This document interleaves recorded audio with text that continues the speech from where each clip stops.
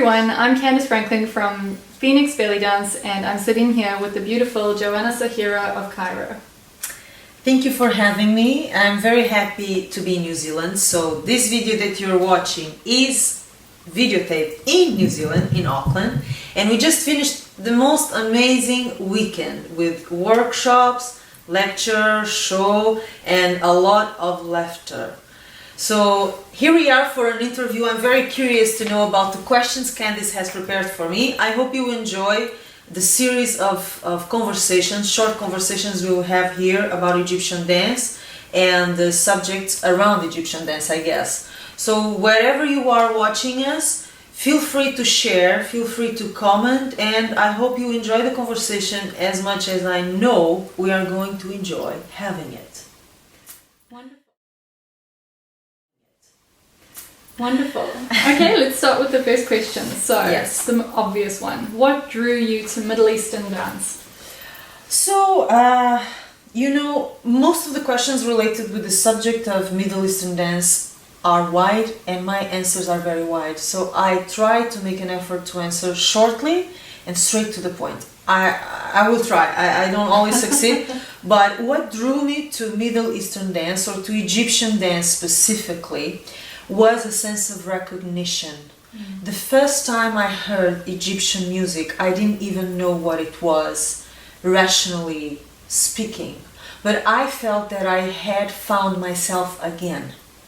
So I know for a lot of people this may sound kind of corny and out of whack, but in fact I had no previous knowledge, no previous curiosity for Egypt or Egyptian music or dance, absolutely no interest. And I come from the opposite side, which is classical ballet, modern dance, contemporary. I've been through a lot of dances, but very far away, very distant from Egyptian dance. And when I first had the contact with the music, first of all, it was in a festival, ethnic festival in the north of Portugal. And I wondered, what is this music? What is this dance? I know it. So what first drew me to it was really this sense that I already knew what it was, and this language, may that be the dance or the music, was bringing me back to who I was, who I am. So this was my first call. It's like I'm finding myself in a music and in a dance that, theoretically speaking, I don't even know what they are. So I could not pinpoint, oh, this music is from Egypt. I had no idea. That's how ignorant I was about the subject. But I listened to it and I asked the teacher, Priska Diedrich, a wonderful German teacher who was organizing this ball. It was like an oriental ball. I asked her, what's this? She told me it's from Egypt. I told her, I found my language. This is me. I know this music. I know this dance.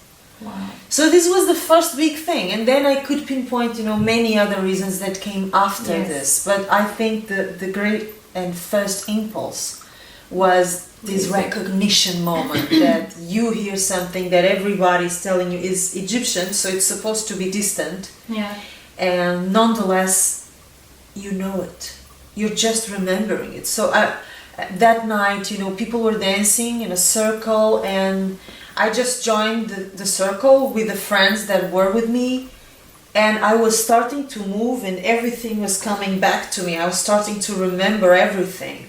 So it was a very strange, beautiful process. And from that point on, I just wanted to go deeper and deeper and deeper into it, because by doing it, I was going deeper into myself.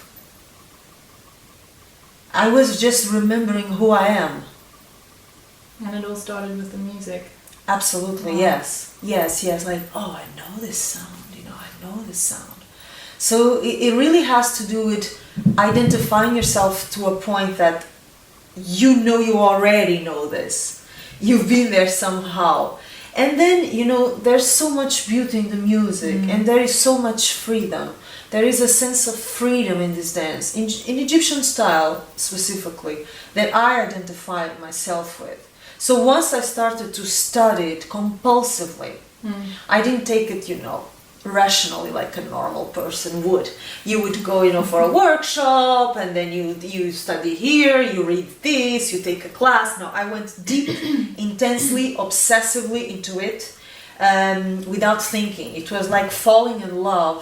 I was totally passionate about it, and everything happened very, very fast. Yes. So other reasons that made me fall deeper in love with it came on, as I went to Egypt the first time, as I went to study in Spain with Shokri Mohammed, another great, great teacher.